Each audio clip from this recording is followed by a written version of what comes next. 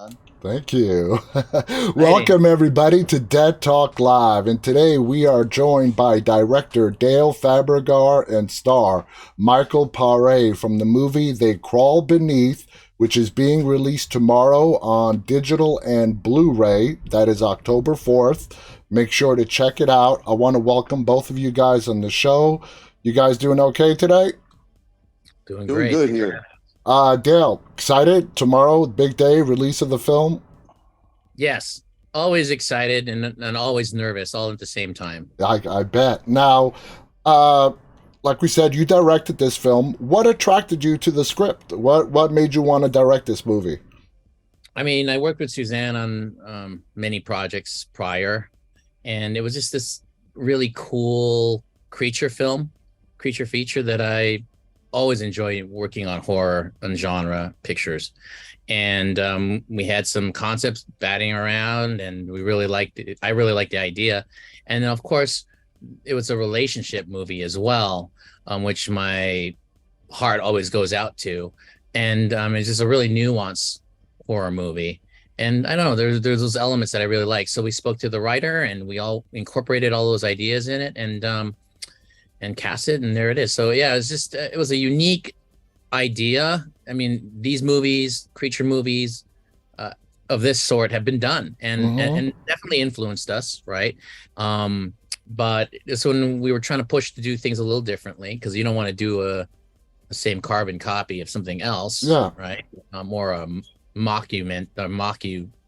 mockbuster, whatever they call them.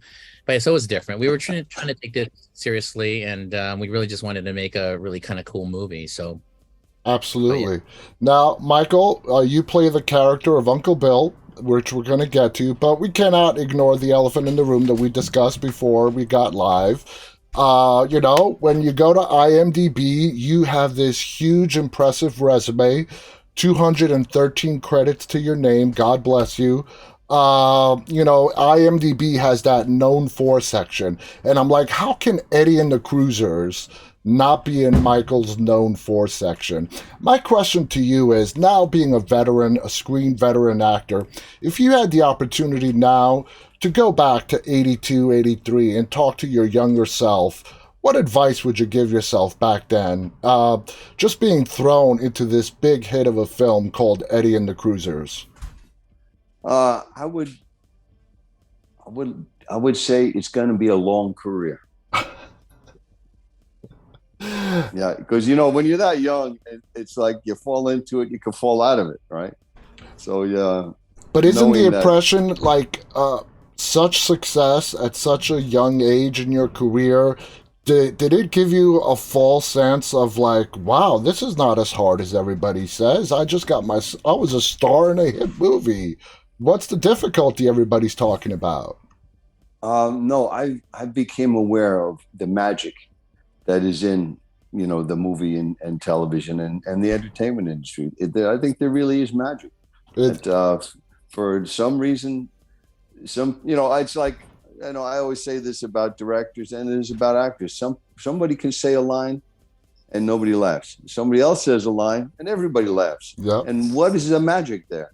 It's a multifaceted. All this stuff has to come into play at just the right moment between action and cut. absolutely. And sometimes it's there and there's just no.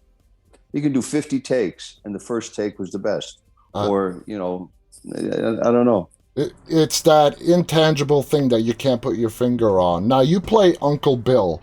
Bill is portrayed as a person who has avoided responsibility his entire life.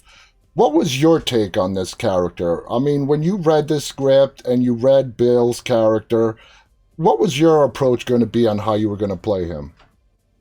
Well, I wanted to get clarity of what the real history of me and Joe was or is, and the take was, it was like the road not taken. If I had gone left instead of right, my life would have been completely different. But since I did go left, it's going to be kind of self-indulgent and into cars and beer and music and smoking cigars and just being like the Carefree. uncle that young guys like, but wives and moms don't. Yeah, exactly.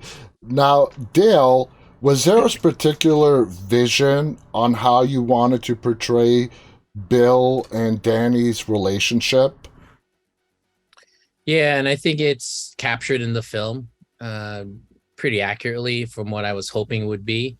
I mean, when we wrote the characters, uh, we concepted Bill and always had Michael Paré as my model in my head the Mm-hmm. entire time. So it was always sort of a desire to reconnect and work with him again. But yeah, I knew Mike, but would want to explore some other stranger and other facets of his character that he can play. So I knew that would be fun. And then of course, Joseph Almani, who plays Danny, he is just the sweetest, such I mean, what a great guy that guy Mm-hmm. is. And I just envisioned that young man struggling with a lot in his life, wanting to do right, do good, and yet he has all these relationship challenges. And then not to mention now he's trapped. What do you live for? What do you fight for? So to see them together on the screen, and to get the people and the actors that we wanted, that was pretty awesome. Now, the film has a lot of dream sequences in it. In fact, one of the opening scenes is a dream sequence. Do you want the audience to see that as sort of foreshadowing of what's about to come? Always. I mean, in every image that you make, there's always a message in there. At least you're thinking about it. It is a foreshadow if you want to think about it. Sure, there's a little fun scare there, and it sets up the tone, all of that visually for the film. Mm-hmm. Absolutely. But it's really this, subtext about his inability to communicate in a relationship with a deeper struggle that's going on, which he deals with later on in the film that creeps up on him, so to Yeah, speak. yeah, But the film is, on the surface, it is a creature movie. yeah. But all that stuff that happens, it starts to twist a little bit. And we go into, I would say it's a really fun moment when there's a moment that occurs with Uncle Bill, and the audience goes, what is happening here? Mm-hmm. And that's what we want. I mean, and then you slowly realize this is a little different. What is going on? And it's really cool. Now, Michael, do you think Bill is trying to make up for his past mistakes, or has he accepted the situation and is just living in the moment? Well, I think it's both of those things that he accepted. I have to accept the world as it is, but I want to be there for Joe. I want to be there as an alternate. Because he's going to get married. He's going to have a baby and a family and all this stuff. And don't you realize the amount of responsibility and fun you're going to give up? It's like almost like Bill, in a sense, is like Peter Pan. You don't want to grow up, man. It's no fun. It's responsibility. It's being, working hard and being serious, and no more drinking and racing and smoking and doing what you want. And, I don't want to grow up. I'm a Toys R Us kid. Exactly. Bill but in a sense, I'm offering him this, but then I am an example of those choices. Yeah. Yeah. Right. The guy wears dirty clothes. He's got the piece of shit car that he can be working on for the rest of his life and never win a street race with. And it's like, it's kind of so, in one sense, it's like, do you really want to grow up? Yeah. And then later on, sure, I'm thinking, kid, you don't want to end up like me. Yeah, exactly. Exactly. Now, Dale, being an uncle is great, but being a dad is the ideal. Two completely different things. Uncle could be the fun uncle, without the dad responsibilities. Absolutely. Yeah. Now, Dale, there are a lot of hallucinations apart from the dream sequences. Do those hallucinations reveal what Danny's true feelings are towards his Uncle Bill? Yeah. I mean, that definitely can. Depends on how you want to take it. But yeah, I would say yes. That was the intent. I'm sorry. I didn't mean to cut you off, but, there's a lot of revelations in this film as it goes on. that Danny did not know about until that moment. Why did he have all this, I don't know, sort of pent up disdain for his uncle that comes through in the film? Yeah, I think that's just laying underneath, you know. I think he, there's little longing looks where he's thinking about his uncle. I Mm-hmm. think it's that whether they're too long or not long enough, or if it's clear or not. But there's always, just as Michael explained, like, here's this guy I look up to and I like him. He's cool, but look at what he's, it starts to slowly sink in to him. And it's this big inciting incident that occurs that really makes him think about it. And then, as you said, there are moments of twists and revelations that occur that really solidify what he feels. Suspected or knew all That's along. right. That's right. But Yeah. I think too, yeah, that's great. And that's very subtle. Some people may not even capture that or get that on first viewing, and they have to go back and look at photos. He looks at some things and they're like, Yeah. I mean, I thought it was really obvious, but some people, like, I watched it again, and Yeah. that second time I like, yeah. So it depends on how it hits you. Exactly. But yeah, I love those moments. Me too. Me too. Now, Dale, let's talk about the creatures, okay? That now you as a director, the writer, comes up with sort of an outline of what these things might look like, but it's really falls on to you to bring them to life. Uh, did you play around with a lot of different concepts? It looks like it was practical effects. How did you come up with the, I don't even know what to call them. They're creatures that come up from the ground. How did you come up with the concept that ultimately is what we see on the screen? Well, we knew we wanted those to be what they are, but the writer didn't know what they were going to be like. They just said they wrote the creatures. That's all they were known as. Oh, But yeah, that really rested on me and coming up with it, and then finding a really talented special effects creature maker to bring it to life. There were so many things that I wanted more unique for the creatures to do and behave, but we were really limited with our budget. So just to get something that looked cool and menacing, and created by Dan Rebert, a gifted artist. I mean, the guy is he's an artist, man. The way he does it, the work he's done previously. And I saw a film called Itsy Bitsy. I saw his stuff and I said, this is the kind of thing that we need, this artist. And Suzanne said, I'm calling him. And she called him. And I guess because of the situation we were in at the time, things were slow, and he just jumped on the project and dug it. We had a lot of fun. But he and he did sketches, and I would always push. I wanted it longer and skinnier and a lot more going on. And we just couldn't. So in the end, we ended up creating these that in what we were able to work with and afford, and tried to make them, put them in situations so they didn't do always the same thing. exactly. Yeah. It sounds like everything lined up pretty perfectly. Now, Michael, we see two different versions of Bill. The real life in the moment, let's have some fun. Are you sure you want to get married, like you said? And then we see the Bill that Danny hallucinates. A much more menacing Bill, pushes Danny's buttons, taunts him. When you were approaching the same character, but two different versions of the same character, how did you approach it? What kind of different mindsets did you get into when you were playing Bad Bill as opposed to I'm your best friend Bill? Well, like I was saying, it's one thing to be a kid, but when you refuse to grow up, you're kind of, you're kind of a degenerate. Yeah. It's you part of life is to continue to go through the stages. I mean, your days are numbered, and when you're 1 to 18, okay, you're a kid.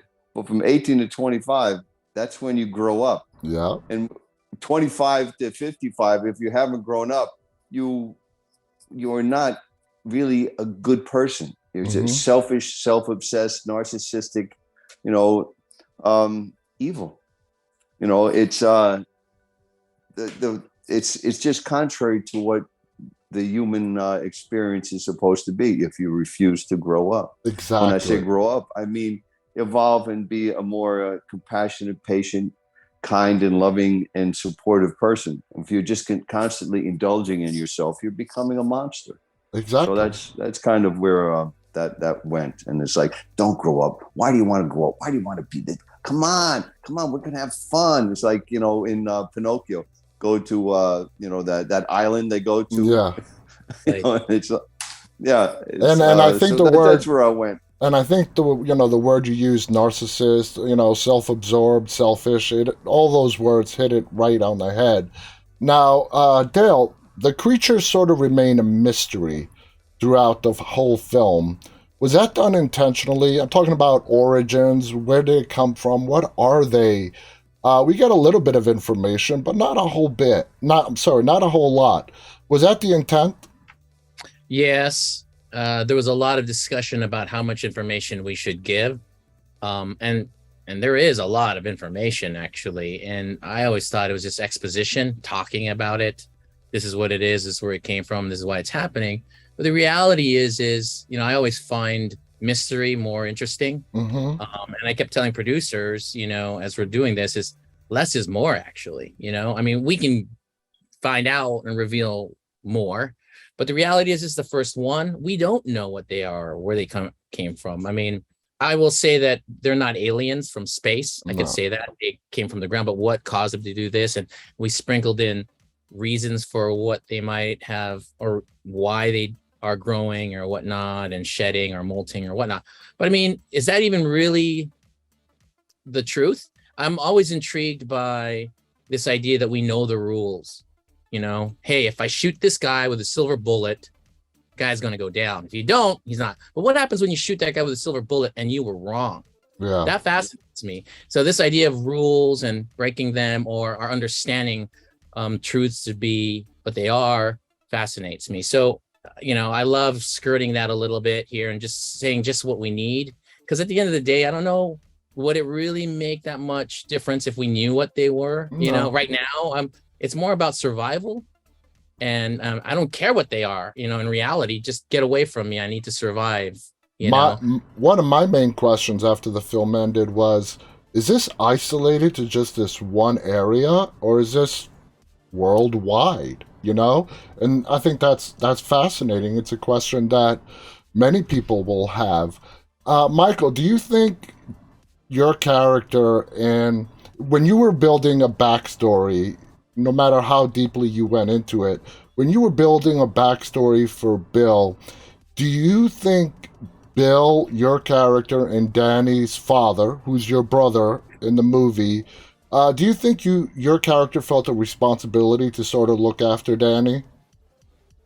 Yeah, yeah. Well, not to just be there for him as a guy.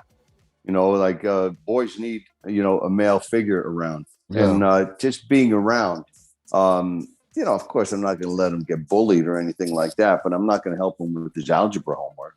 Yeah. It's let's go camping, let's go fishing, let's do stuff that boys like to do, and More like a friend relationship than a parental type.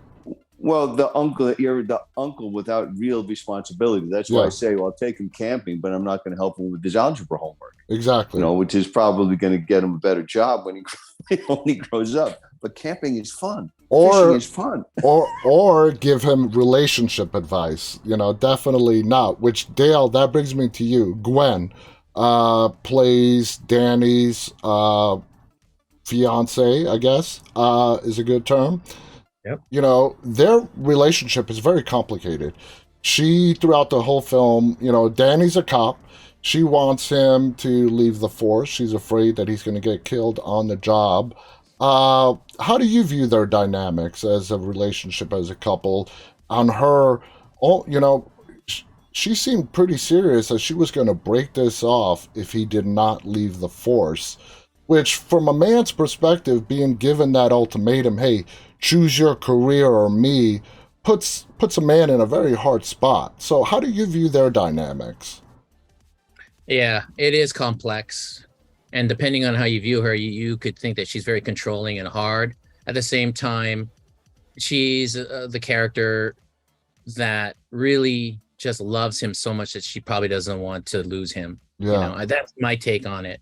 And it's interesting that you brought up the opening of the film, in that sequence. um, I fought very hard to shoot an opening sequence that wasn't necessarily written, but it would have set it up differently. It would have been the moment that they all talk about in exposition, which is the robbery.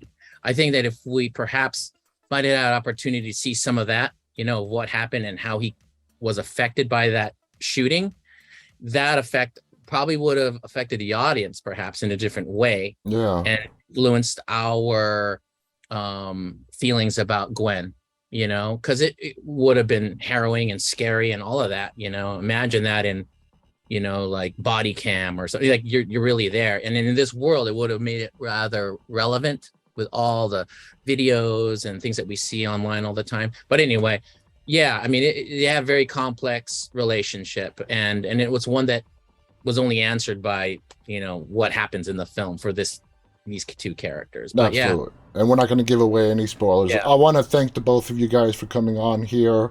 Again, the movie is called They Crawl Beneath. It is coming out tomorrow on Blu-ray and digital. Dale, as far as you know, is it going tomorrow on video on demand, or is tomorrow just a Blu-ray digital release? I believe it's going to be available digital, Blu-ray, and DVD. Okay. So, All right. yeah. So there you guys go. Check it out. I'm sure Amazon will have it for order. This is a very fun creature film. If you love creature films, you're going to love this. Michael, thank you so much. It's been a pleasure talking to you. I noticed, Michael, you have like 20 projects that are coming up. You are a very, very busy man. As a final question, do you feel blessed to have had, and your career that is still going? I mean, do you feel blessed to have had the career that you are having right now? Absolutely. That's why I say there is definitely magic involved, and a blessing. That magic. It's yeah. I'm very fortunate, but I love my job, man. I love I could making tell. movies. Anybody who watches this can tell just by watching you speak how much you love your craft and you're great at it. I want to thank you guys so much. I want to thank our audience, those of you who have tuned in live, and those of you who will be watching this later on. Again, the movie They Crawl Beneath, starring Michael Parè, directed by Dale Fabrigar, available tomorrow on Blu-ray and digital. On behalf of Michael, Dale, and myself, guys, stay safe and stay walking. Bye-bye. Thanks, Thanks, John. John.